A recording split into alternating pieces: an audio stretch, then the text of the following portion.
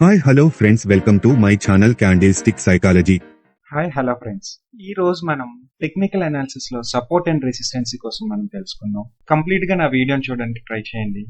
So ఇందులో నేను కొన్ని లాజిక్స్ కావచ్చు, అసలు ట్రేడర్స్ అనే వాళ్ళు లాస్ అవ్వడానికి రీజన్స్ అనే విషయం కూడా నేను చెప్తాను. ట్రేడింగ్ చేసేటప్పుడు అంటే యూట్యూబ్ లో మనం నేర్చుకొని యూట్యూబ్ లో మనం ఫాలో అవుతాం. అంటే చూడండి, కామన్ గా కొత్తగా వచ్చే బిగినర్స్ కావచ్చు, ఎవరైనా సరే ఒక ట్రేడింగ్ చేద్దాం, స్టాక్ మార్కెట్ లో కావచ్చు, ఫారెక్స్ లో కావచ్చు, కమోడిటీస్ లో కావచ్చు, ఎక్కడైనా సరే మనం ట్రేడ్ చేద్దాం అని అనుకునేటప్పటికి వాళ్ళు చేసే పాయింట్ ఆఫ్ వ్యూ ఏంటనంటే, ఈ యూట్యూబ్ లో సెర్చ్ చేస్తారు సపోర్ట్ అండ్ రెసిస్టెన్సీ లైన్స్ ఎలా డ్రా చేయాలి. అసలు మనం ట్రేడింగ్ చేయడానికి support and resistancy lines important, if in case important అని అనుకోండి. ఎందుకంటే టెక్నికల్ అనాలిసిస్ లోని సపోర్ట్ అండ్ రెసిస్టెన్సీ అన్నదంటే కామన్ గా అక్కడ దేనికి డ్రా చేస్తాం అని అంటే సపోర్ట్ అండ్ రెసిస్టెన్సీ దగ్గర. అయితే సపోర్ట్ అయితే మనం బయింగ్ చేయడానికి, లేదు రెసిస్టెన్స్ అని అంటే మనం సెల్లింగ్ చేయడానికి అనే పర్స్పెక్టివ్స్ లో మనం చూస్తాం. సో అయితే ఎలా డ్రా చేస్తాం ఈ సపోర్ట్ అండ్ రెసిస్టెన్స్?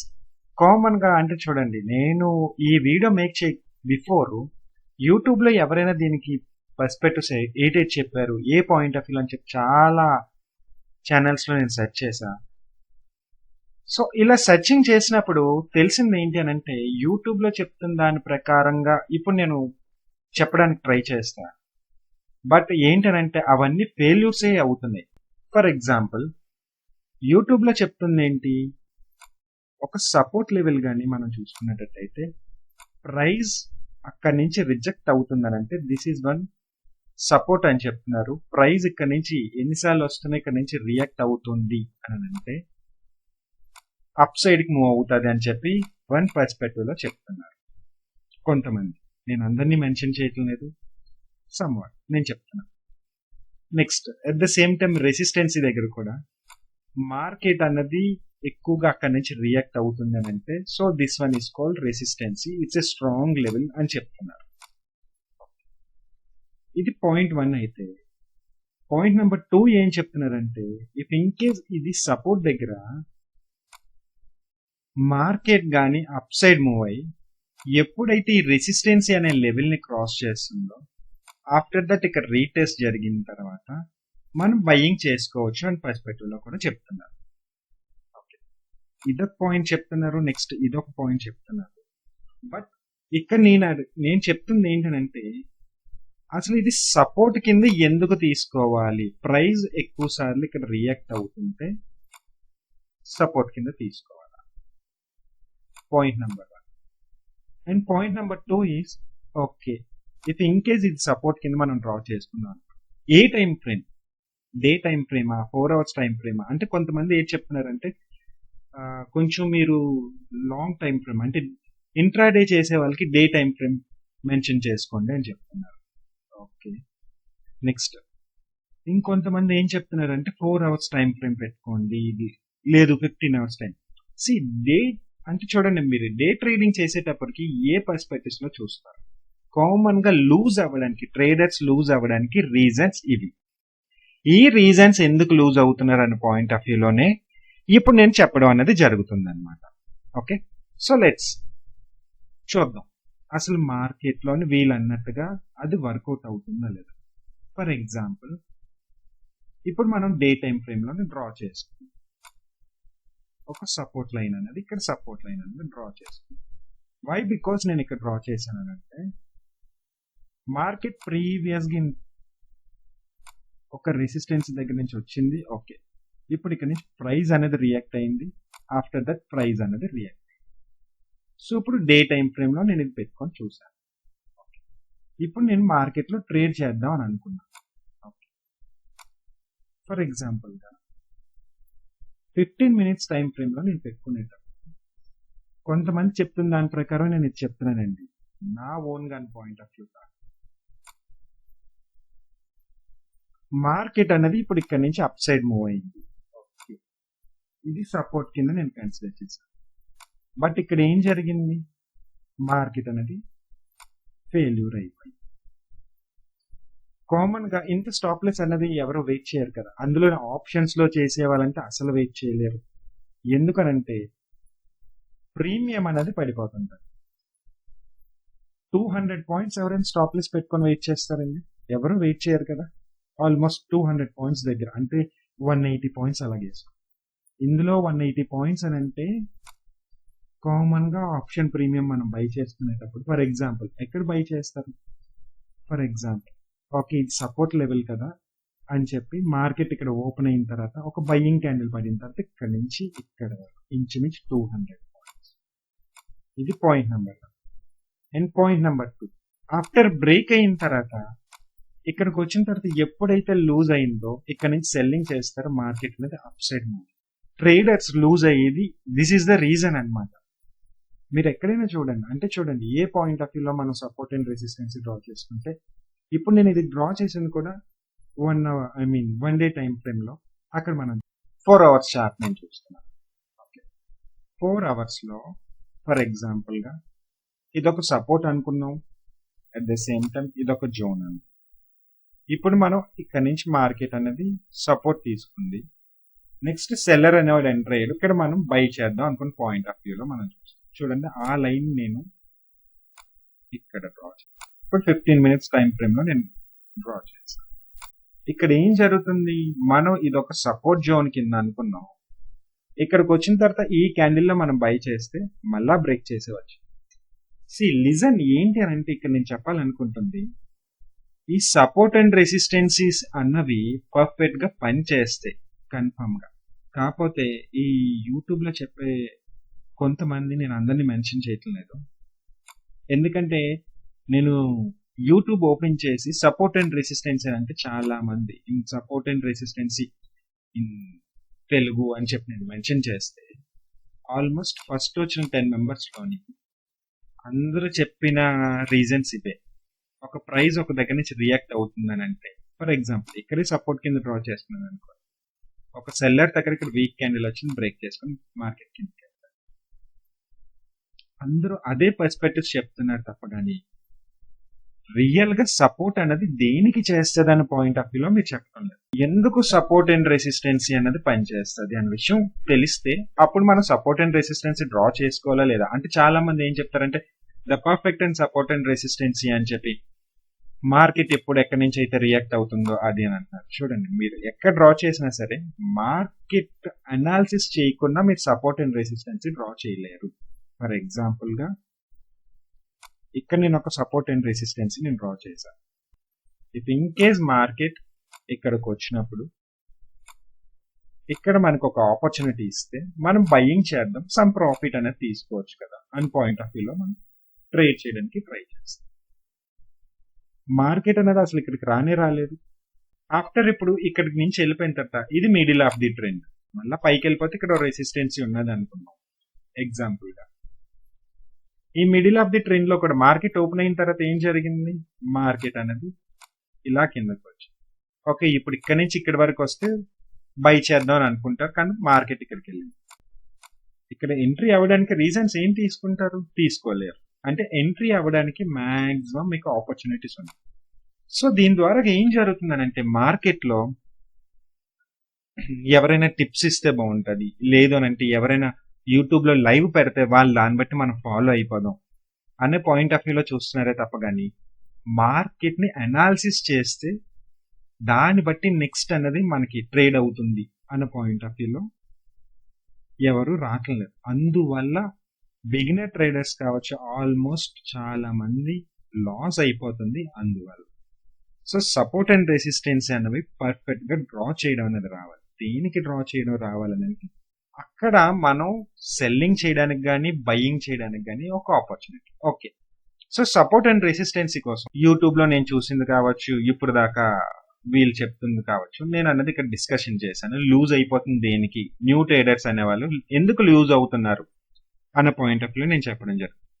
సో ఇప్పుడు నేను ఒక చిన్న, అంటే చూడండి నేను రివీల్ చేయటం లేదు, ఎందుకనంటే ఓన్లీ 1 రీజన్ అండి. యూట్యూబ్ లో ఎవరైనా వీడియోస్ చేస్తున్నారంటే 1 పాయింట్ ఆఫ్ వ్యూలో చేస్తారు. అంటే చూడండి అందరూ చాలా మంది ఏమనుకుంటారంటే ఫ్రీగా చెప్తున్నారు అంటే నో. వాళ్ళు యూట్యూబ్ లో ఒక వీడియోని అప్లోడ్ చేయడానికి వాళ్ళు ఎడిటింగ్ చేసుకొని ఏ కంటెంట్ ఇస్తే మన ఛానల్ గ్రో అవుతుంది అనే పాయింట్ ఆఫ్ వ్యూలో చూసుకొని ఫ్రీగా ఎందుకు చేస్తారు, వాళ్ళకి యూట్యూబ్ ద్వారా మనీ రావడము, లేదు అనుకుంటే వాళ్ళు చెప్పే కోర్సెస్ లో జాయిన్ అవుతారనో, ఇలా సమ్ పర్స్పెక్టివ్స్ లో ఆలోచిస్తారు. Different persons, different of mind sets. Okay, so ఇక్కడ నేను ఏంటంటే కంప్లీట్ గా నేను అన్నది రివీల్ చేయాలనుకోవటం లేదు. రివీల్ చేసిన తర్వాత ఆఫ్టర్ దాన్ని పట్టుకొని ఇంకా యూట్యూబ్ లో ఇంకా చాలా మంది చెప్పడం జరుగుతుంటారు. అయితే నేను ఒక విషయం మాత్రం చెప్తాను చూడండి. ఎప్పుడైనా సరే ఒక దగ్గర అంటే చూడండి, ఎవ్రీడే ఒక ఆపర్చునిటీ కోసం ఎతకండి. మీరు ఒక ట్రేడ్ తీసుకుందాం అనుకునేటప్పుడు ఎవ్రీడే ఒక ఆపర్చునిటీ కోసం చూడండి. ఈ ఆపర్చునిటీస్ దగ్గర సపోర్ట్ అండ్ రెసిస్టెన్సెస్ అనేవి డ్రా చేయాలి. సో ఈ సపోర్ట్ అండ్ రెసిస్టెన్స్ డ్రా చేసినప్పుడు మీరు ఫర్ ఎగ్జాంపుల్ మార్కెట్ అనేది ఇప్పుడు ఇక్కడ నుంచి ఇక్కడికి ఫాల్ అయ్యింది. ఓకే, ఇక్కడ ఒక లైన్ అనేది మీరు డ్రా చేసుకున్నారు. ఇప్పుడు ఇక్కడ ఒక లైన్ డ్రా చేసుకున్నారు. ఇక్కడ సెల్లింగ్ ఆపర్చునిటీ ఇస్తే సెల్ చేసుకోండి. ఇది యూట్యూబర్ చెప్పి. బట్ నేనేమంటానంటే ఇదొక రెసిస్టెన్సీ కదా. మార్కెట్ అప్ సైడ్ కానీ బ్రేక్ చేసుకుని, ఫర్ ఎగ్జాంపుల్ అప్ సైడ్ కానీ బ్రేక్ చేసుకుని మార్కెట్ అన్నది బయ్యింగ్ చెయ్యొద్దు, సెల్లింగ్ చెయ్యొద్దు. కానీ మార్కెట్ అప్ సైడ్ వెళ్ళి లోలో క్లోజ్ అయినా లేదు, లోలో క్లోజ్ అయినా ప్రీవియస్ గా రెసిస్టెన్సీ ఎక్కడి నుంచి అయితే బయ్యర్స్ ట్రై చేశారో, బయ్యర్స్ ఎండ్ అయ్యే స్టేజ్ ఎక్కడైతే ఉందో, జస్ట్ ఇది చిన్న బేసిక్ ఏంటంటే ఇంకా ఇందులో పెద్దగా ఎక్కువ అనుకోవడానికి ఏం లేదు. నేను ఎందుకంటే రివీల్ చేయట్లేదు అంతే. ఫర్ ఎగ్జాంపుల్ మీకు ఒక పాయింట్ ఆఫ్ వ్యూ నేను డ్రా చేసి చూపిస్తాను. ప్రీవియస్ గా ఇది రెసిస్టెన్స్ అనుకుంటునేటప్పుడు లాస్ట్ బయ్యర్ ఎక్కడి వరకు వచ్చాడు, 15 minutes టైం ఫ్రేమ్ అనేది మెయింటైన్ చేయాలి. కంప్లీట్ గా ఈ బయ్యర్ బాడీ క్లోజ్ అయినంత వరకు డ్రా చేయాలి. ఇఫ్ ఇన్ కేస్ మార్కెట్ ఇలా క్లోజ్ అయిపోతే పైకి అప్ సైడ్ మూవ్ అయిపోయినా వెళ్ళిపోనివ్వండి. ఇఫ్ ఇన్ కేస్ సెల్లర్ వస్తే ఎంట్రీ అవ్వమని నేను చెప్పను. ఎంట్రీ ఎక్కడ తీసుకోవచ్చు అని అంటే ఎప్పుడైతే మీకు ఈ క్యాండిల్ ఈ జోన్ అన్నది క్రాస్ చేసి 1 minute టైం ఫ్రేమ్ అయినా సరే, లేదు ఒక 5 minutes టైం ఫ్రేమ్ అయినా సరే మీరు చూడండి. ఇక్కడ ఒక 5 minutes టైం ఫ్రేమ్ లో మీకు ఇది క్రాస్ చేసి మీరు ఎంట్రీ ఇక్కడ తీసుకోవచ్చు. మీ స్టాప్ లెస్ అన్నది ఇంత పెద్దది పెట్టుకోమని నేను చెప్పను. ఎందుకనంటే మార్కెట్ లోని మీరు అంత పెద్ద స్టాప్ లెస్ అంటే కష్టం. ఓకే, ప్రీవియస్ గా ఏదైతే ఈ క్యాండిల్ ఉన్నదో, ఈ క్యాండిల్ హై అంటే చూడండి, క్యాండిల్ జోన్ ని నేను చెప్తున్నా. నెక్స్ట్ బయ్యింగ్ క్యాండిల్ వచ్చిన ఈ క్యాండిల్ హైని కానీ క్లోజ్ చేసి క్రాస్ అయిపోయినట్టయితే ఎగ్జిట్ అవ్వచ్చు. అది స్టాప్ లెస్ పెట్టుకోండి. క్లోజింగ్ ఈ క్యాండిల్ డెఫినెట్ గా క్లోజ్ అయితేనే స్టాప్ లెస్ పెట్టుకోండి. లేదు అనుకుంటే మాత్రం మీరు ప్రాఫిట్ తీసుకోవచ్చు. ఓకే, ఇది ఒకసారి మీరు ట్రై చేసి చూడండి. మీకు ఎక్కువగా వర్కౌట్ అవుతుందా లేదా అనే విషయం తెలుసు. అయితే మీ టార్గెట్స్ ఎక్కడి వరకు అని కూడా కొంతమంది అనుకోవచ్చు. నేను చెప్పినట్టు అంటే చూడండి, యూట్యూబ్ లో అందరూ చెప్పినట్టుగా 1:1 లేదా అంటే 1:2. ఈ పర్స్పెక్టివ్ నేను చెప్పను. ఈ 1:2, 2:2 అనేవి నేను నమ్మను. నేను నమ్మేది కంప్లీట్ గా ప్రైజ్ ని మాత్రమే నమ్ముతాను. సో ఈ ప్రైజ్ అనేది మీరు ఎక్కడి వరకు అంటే చూడండి, ఇప్పుడు ఒక ఎంట్రీ తీసుకున్నారు, ఎక్కడి వరకు మీరు స్టాప్ లెస్ మెయింటైన్ చేసుకోవచ్చు అన్న దానికి నేను ఒక ఎగ్జాంపుల్ చెప్పాను. అట్ ద సేమ్ టైం అలాగే ఎక్కడి వరకు మీరు టార్గెట్ తీసుకోవచ్చు అని అనుకోవడానికి, లాస్ట్ సెల్లర్ ఎక్కడైతే క్లోజ్ అయ్యాడో ఇక్కడ నుంచి ఇక్కడ వరకు టార్గెట్ తీసుకోండి చాలు. ఎవ్రీడే ఏదో ఒక ఆపర్చునిటీ కోసం చూడండి. ఆ ఆపర్చునిటీ దాన్ని బట్టే మీరు ట్రేడ్ చేసుకోవడానికి రీజన్. ఇక్కడ నేను చెప్పింది సపోర్ట్ అండ్ రెసిస్టెన్సీలోని చాలా చిన్న కోణం అయింది. ఎందుకు అనే రీజన్స్ కూడా నేను చెప్తాను. ఇక్కడ రెసిస్టెన్సీ కోసం ఎలా చెప్పాను, ఇక్కడ కూడా ఒక సపోర్ట్ కోసం నేను చెప్తాను. ఇప్పుడు యూట్యూబ్ లో చెప్పిన సపోర్ట్ రెసిస్టెన్సీకి నేను చెప్పిన దానికి డిఫరెన్షియేషన్ ఏంటున్నదని నేను చెప్తాను. కామన్ గా ఇక్కడ జోన్ కింద లేదంటే ఒక సపోర్ట్ లెవెల్ కింద ఏ విధంగా కన్సిడర్ చేశారో కన్సిడర్ చేస్తే, మార్కెట్ అనేది ఇప్పుడు ఇక్కడికి రాలేదు. ఇక్కడ నుంచి బయ్యింగ్ జరుగుతున్న తర్వాత మీరు మార్కెట్ ఓపెన్ అయినప్పుడు ఒక విషయం మాత్రం మీరు గమనించాలి. లాస్ట్ సెల్లర్ ఎక్కడ క్లోజ్ అయ్యాడు. ఈ లాస్ట్ సెల్లర్ అనేది ఇక్కడ నుంచి ఇక్కడ వరకు వచ్చాడు చూడండి. మీకు మార్కెట్ కానీ ఇన్ కేస్ గ్యాప్ అప్ లో కానీ గ్యాప్ డౌన్ లో కానీ ఏదైనా అయితే ఇది మీరు మార్క్ చేసుకోవచ్చు. సో ఈ మార్కింగ్ అన్నది ఎక్కడ అన్న విషయం నేను చూపిస్తాను. This is the entry point. ఎందుకు ఇది ఎంట్రీ పాయింట్ అంటే చూడండి, ఇక్కడ చాలా మంది చెప్పేది కూడా ఒక రెసిస్టెన్సీ దగ్గర నుంచి వస్తునేటప్పుడు ఒక సపోర్ట్ లెవెల్ దగ్గర సపోర్ట్ చేస్తే మనం బయ్యింగ్ చేసేయచ్చు అని అనుకో. కానీ నా పాయింట్ ఆఫ్ వ్యూలో ఏంటంటే అనలైజ్ చేయడం అనేది చాలా ఇంపార్టెంట్. మనకి మార్కెట్ ని అనలైజ్ చేసుకొని సపోర్ట్ అండ్ రెసిస్టెన్స్. నా ప్రీవియస్ వీడియో చూస్తే మార్కెట్ నేను ఓపెన్ అయినప్పుడు ఎక్కడ ట్రేడింగ్ జరుగుతుంది అనే పర్స్పెక్టివ్ లో లాస్ట్ వీడియో ఒకసారి చెక్ చేసి చూడండి. లైవ్ లో నేను ఏం చెప్పానంటే ఇది క్రాస్ అయితే డెఫినెట్ గా మీరు బయింగ్ చేసుకోవచ్చు. అది క్రాస్ అయిన తర్వాత మీకు డెఫినెట్ గా ఒక ఆపర్చునిటీ అనేది ఇచ్చింది. ఆ వీడియో కూడా నేను పోస్ట్ చేశాను, దీని బిఫోర్ వీడియో అనుకుంటా, చూడండి. లేదు, ఇఫ్ ఇన్ కేస్ ఈ క్యాండిల్ కానీ క్రాస్ చెయ్యకపోతే, అప్పుడు ఈ క్యాండిల్ రన్ అవుతుంది. ఈ క్యాండిల్ కానీ క్రాస్ చెయ్యకపోతే మార్కెట్ అన్నది ఇక్కడికి వచ్చిన తర్వాత మీరు డెఫినెట్ గా బై చేసుకోవచ్చు అని చెప్పాను. ఒకసారి చెక్ చేయండి, ఎందుకంటే నేను అనలైజ్ చేస్తున్నాను అది. అంటే మార్కెట్ లో వచ్చినప్పుడు ఏం జరుగుతుంటది అంటే, ఒక మార్కెట్ పడితే ఎక్కడి వరకు పడుతుంది, ఇఫ్ ఇన్ కేస్ రియాక్ట్ అయితే ఎక్కడి నుంచి రియాక్ట్ అవుతుంది, ఇఫ్ ఇన్ కేస్ అక్కడ బయ్యర్స్ వస్తే ఎందుకు బయ్యర్స్ వస్తారు. నేను ప్రీవియస్ వీడియోలో కూడా, ఈ వీడియో చేయకముందు ఈ వీడియో కూడా నేను చేశాను. మార్కెట్ అనేది కంప్లీట్ గా అప్సెట్, బయ్యర్స్ అనే వాళ్ళు ఒక మూవ్మెంట్ తోటి వచ్చినా ఇది డెఫినెట్ గా రెసిస్టెన్సీ, డెఫినెట్ గా సెల్లింగే జరగాలి అని నేను చెప్పా. So at the same time అలాగే జరిగింది కూడా, ఒకసారి చెక్ చేయండి. ఓకే, ఎనీవే ఈ రోజు చెప్తునేటప్పుడు ఒక సపోర్టివ్ రెసిస్టెన్సీ మనం డ్రా చేసుకునేటప్పుడు, లాస్ట్ ఎప్పుడైనా గ్యాప్ అప్ ఓపెన్ అయినప్పుడు ప్రీవియస్ గా ఎక్కడి నుంచి అయితే సెల్లర్ వచ్చాడో ఆ పైన ఒక జోన్ డ్రా చేయండి. ఓకే, ఈ జోన్ డ్రా చేసిన తర్వాత మార్కెట్ కానీ ఇన్ కేస్ ఈ క్యాండిల్ కానీ ఇలా క్రాస్ అయితే అప్పుడు మార్కెట్ అనేది కిందకి రావడం జరుగుతుంది. లేదు అని అంటే మార్కెట్ అనేది ఇక్కడి నుంచి పైకి జరగడం జరుగుతుంది. అయితే ఎక్కడి వరకు వెళ్తారు, డెఫినెట్ గా ఈ లెవెల్స్ అనేది డెఫినెట్ గా టచ్ చేస్తారు. సో మార్కెట్ ని అలాగ అనలైజ్ చేసే మనం ట్రేడింగ్ తీసుకుంటునేటప్పుడు ఈ పర్స్పెక్టివ్స్ చూడండి. ఎవ్రీడే ఎక్కడో దగ్గర ఒక ఆపర్చునిటీ దొరుకుతుంది. అయితే ఈ ఆపర్చునిటీస్ అంటే చూడండి, అందరు చెప్తున్నట్టుగా సపోర్ట్ రెసిస్టెన్సీ అనే దగ్గర కాదు, డెఫినెట్ గా సపోర్ట్ అండ్ రెసిస్టెన్సీ మాత్రమే నేను నమ్ముతాను, అవి మాత్రమే నేను చేస్తాను. కాకపోతే వాటిలో ఉన్న పర్స్పెక్టివ్స్ ఏంటని చెప్పి మీరు డెఫినెట్ గా చూడాలి. This one is the support అనుకో, మార్కెట్ ఇక్కడ నుంచి ఇలాగే, ఇక్కడ మీరు ఎంటర్ అయ్యారు. ఇక్కడ నుంచి ఇక్కడ వరకు ప్రీమియం అనేది జస్ట్ ఇలా హైక్ ఇచ్చి వెంటనే పడిపోతుంటారు. ఎప్పుడైతే ఈ లెవెల్ క్రాస్ అవుతుందో అప్పుడు మీకు ప్రీమియం లెగిస్తుంది. మీరు ఇక్కడ ఎంటర్ అయ్యారు, ప్రీమియం పెద్దగా మూవ్ అవ్వదండి, వెంటనే ఇలా రాగానే ప్రీమియం ఇంకొంచెం కిందకి వెళ్తారు. ఇఫ్ ఇన్ కేస్ మార్కెట్ ఇప్పుడు ఇక్కడ రన్ అవుతున్నా మీ ప్రీమియం మాత్రం మైనస్ లో రన్ అవుతుంది.